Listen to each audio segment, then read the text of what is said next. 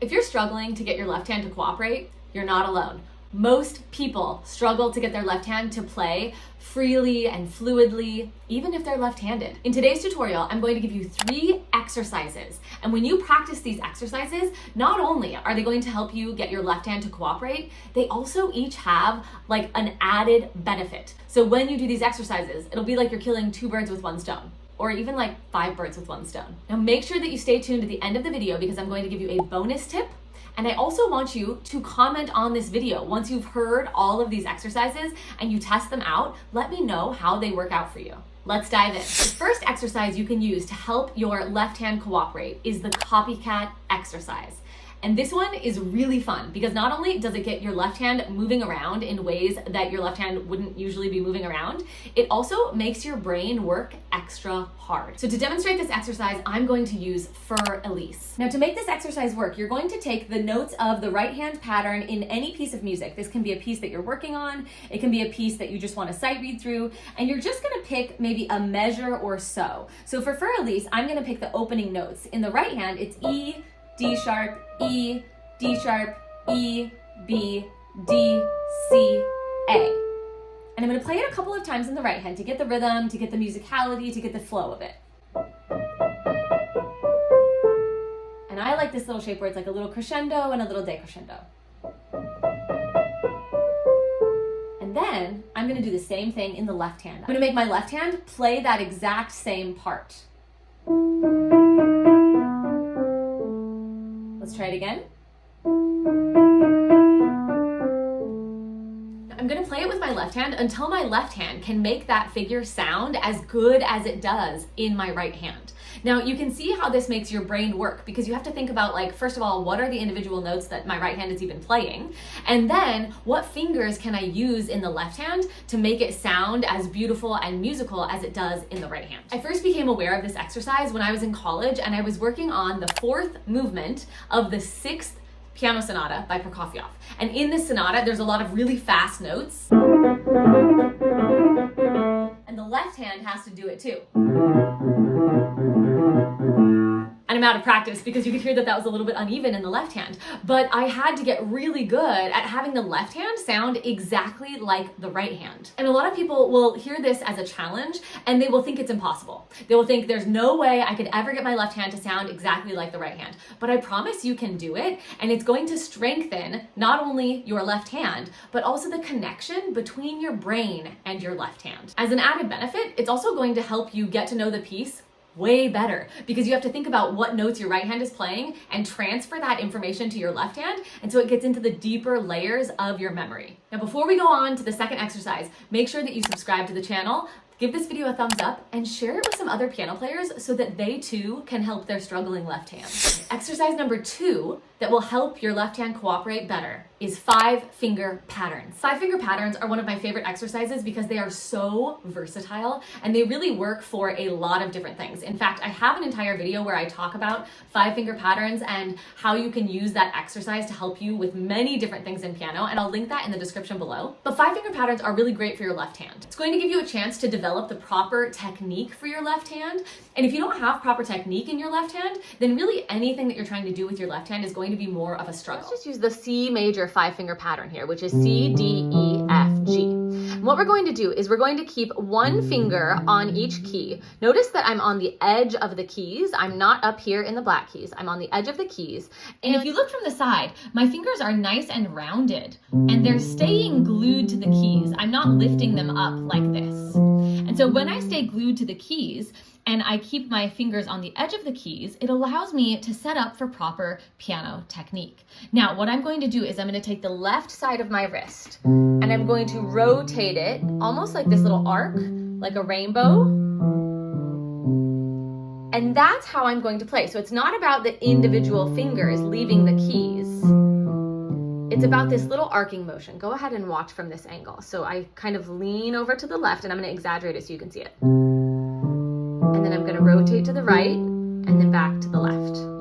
Now when I do this, you can see that my fingers are not leaving the keys. Now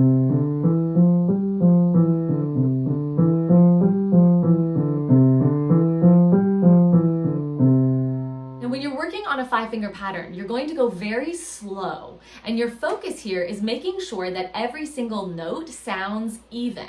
This is going to be really challenging at first because your thumb is heavier and more clunky than, let's say, your pinky or your 4th finger. And so your goal in doing the proper technique of keeping the fingers on the edge of the keys, rounded, glued to the keys, is to get an evenness of sound and a little bit more control over your left hand in general. It's going to feel kind of like you're working backwards if you're doing it correctly, because if you're doing it correctly, you'll be playing slower than you're used to, and it's actually going to sound a little more uneven at first because you're implementing this new technique. But as you work on it, I promise you, if you're doing it correctly, it's going to get smoother and faster, and you're going to have a lot more control over your left hand. The third exercise for making your left hand cooperate is jumping. Now for this exercise, I'm going to show you how to do a basic chord pattern jumping around the piano so that your left hand gets used to moving hand positions or jumping around. As you know, oftentimes your left hand is required to change hand positions or to even do many jumps with repeated patterns throughout a piece. And so it's really important that you get very comfortable doing this. Now this exercise can actually be done with any left hand pattern that has to jump. So I'm going to share with you my favorite to get started with, but you could actually kind of take this exercise and make it work with whatever chord progression is happening in your piece of music or whatever left hand jumping pattern is happening in your music. So we're going to use the chord progression, a C major chord, which is C, E, and G. We're going to go down to a G major chord, which is G, B, and D, an A minor chord, which is A, C, and E, and an F major chord, which is F, A, and C. Now, the whole point of this exercise is to go very slowly. We're also going to do it in rhythm so that the left hand has a clear idea of when and where it's supposed to be. So we're going to count 1, 2, 3, 4, down to G, 2, 3, 4, down to A, 2, 3, 4, down to F, 2, 3, 4. Now, the whole purpose of this exercise is to keep our hand in this triad position, meaning I'm not finding each note individually and then jumping and trying to find each note individually. I'm keeping my hand in this triad position so that I can jump around without having to reset every single finger. Now, in order to do this successfully, I'm going to anchor in to the bottom note of the chord. So I'm going to let my pinky be the one that guides me to all the notes where I'm jumping. And if I let my pinky guide me and I keep my hand in this position, I should be able to get from all of these chords to the next chord without a lot of fumbling and without a lot of wrong notes. So let's try it again. C, 2, 3, pinky guides, G, 2, 3, pinky guides, A, 2, 3, pinky guides, F, 2, 3. Now with that exercise, you're also going to go very slow as you need to go to make it so that you can play that exercise with freedom and with ease. You can go slower than I went, and as you get more comfortable with it, you might be able to increase the speed a little bit as well.